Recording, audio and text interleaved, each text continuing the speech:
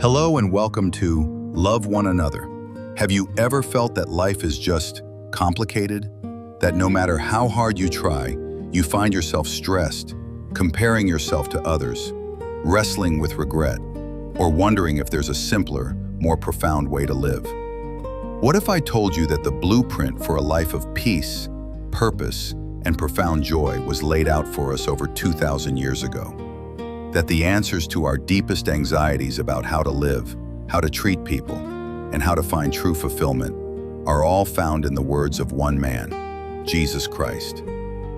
Today, we are not just going to listen to those words. We are going to immerse ourselves in them. We are going to journey together through the greatest sermon ever preached, the Sermon on the Mount, and discover a practical, challenging, and beautiful way to live. This isn't about religion. It's about a revolution of the heart. So, find a quiet space, open your heart, and let's explore the way to a better life, as taught by Jesus himself.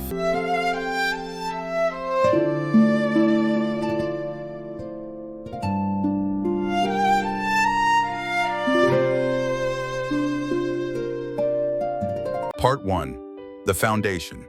The Beatitudes, the heart of the matter. Jesus began his most famous sermon not with a list of rules, but with a list of blessings. We call them the Beatitudes, and they completely flip our understanding of a successful life upside down. He said, "Blessed are the poor in spirit, for theirs is the kingdom of heaven." To be poor in spirit is to recognize our need for God. It's the opposite of arrogance. It's humility, the starting point for all growth. Blessed are those who mourn, for they will be comforted. He gives permission to grieve, to feel sadness, with the promise that comfort will come. He validates our humanity. Blessed are the meek, for they will inherit the earth. Meekness is not weakness. It is strength under control. It is power that chooses not to dominate, but to serve. Blessed are those who hunger and thirst for righteousness, for they will be filled. This is about passion. Do you crave doing the right thing, living a good life, as intensely as a starving person craves food? Jesus says that passion will be satisfied. Right from the start, Jesus focuses not on our outward actions, but on our inner condition. The better life doesn't start with what we do. It starts with who we are on the inside. He's building a foundation of character, humility, empathy, gentleness, and a passionate desire for good.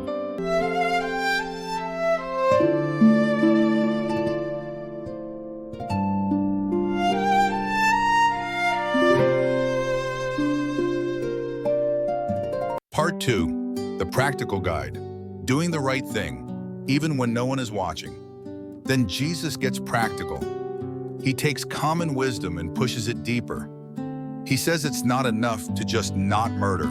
You must also not harbor hatred in your heart. It's not enough to just avoid adultery. You must guard your thoughts from lust. Why? Because Jesus is teaching us to live a life of integrity, a life where our private thoughts and our public actions are aligned.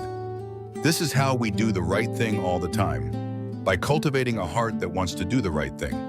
He then tackles 3 core practices: giving, praying, and fasting. And his message for all 3 is the same. Be careful not to practice your righteousness in front of others to be seen by them. Don't give to charity to get on a plaque with your name on it. Do it secretly. Don't pray long, eloquent prayers on a street corner to be admired. Go into your room, close the door, and pray to your Father who is unseen. Don't fast and make sure everyone knows how hungry you are. Wash your face so that only God knows. This is the ultimate antidote to watching what others do. Jesus calls us to shift our audience. We are not performing for the people around us. We are living for an audience of one, God. When we internalize this, the pressure to compare ourselves, to keep up appearances, to seek the approval of others, it just melts away. Our focus turns inward to the state of our own soul and upward to God.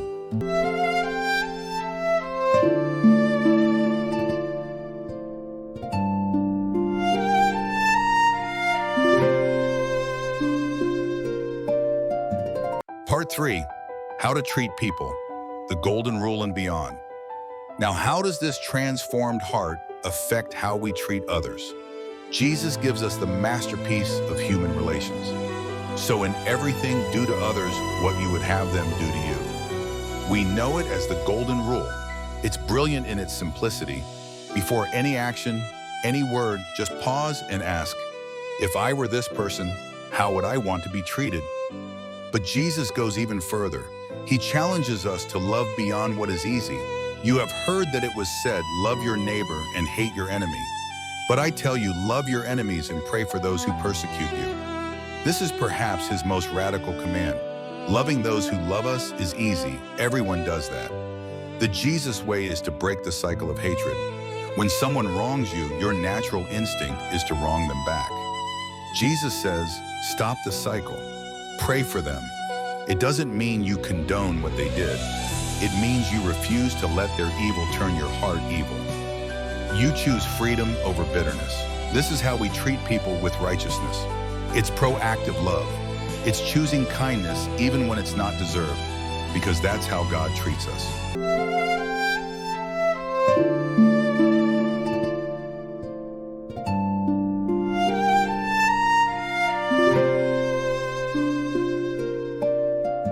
Part 4, the promise, a life built on a solid rock. Jesus ends his sermon with a powerful promise.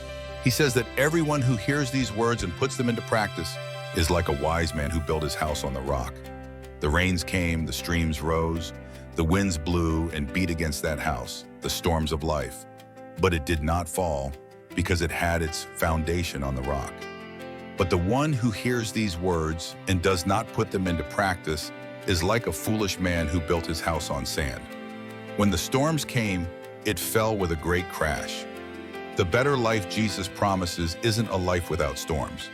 We will all face rain, wind, and floods, loss, illness, betrayal, financial trouble.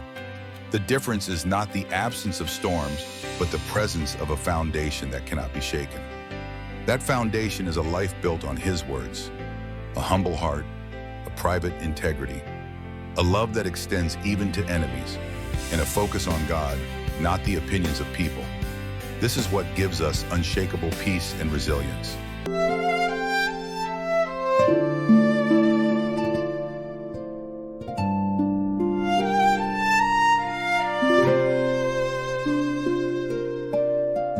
Conclusion, your 30-day challenge. So what does this mean for you today? This isn't just a history lesson. It's an invitation. Here is your challenge. For the next 30 days, take one piece of this sermon and live it. Week 1, practice humility. Each day, acknowledge one thing you need God's help with. Week 2, do a secret act of kindness. Give or help someone without anyone knowing. Week 3, before you speak or act, pause and apply the golden rule. Week 4, pray for one person you find difficult. Ask for a blessing in their life.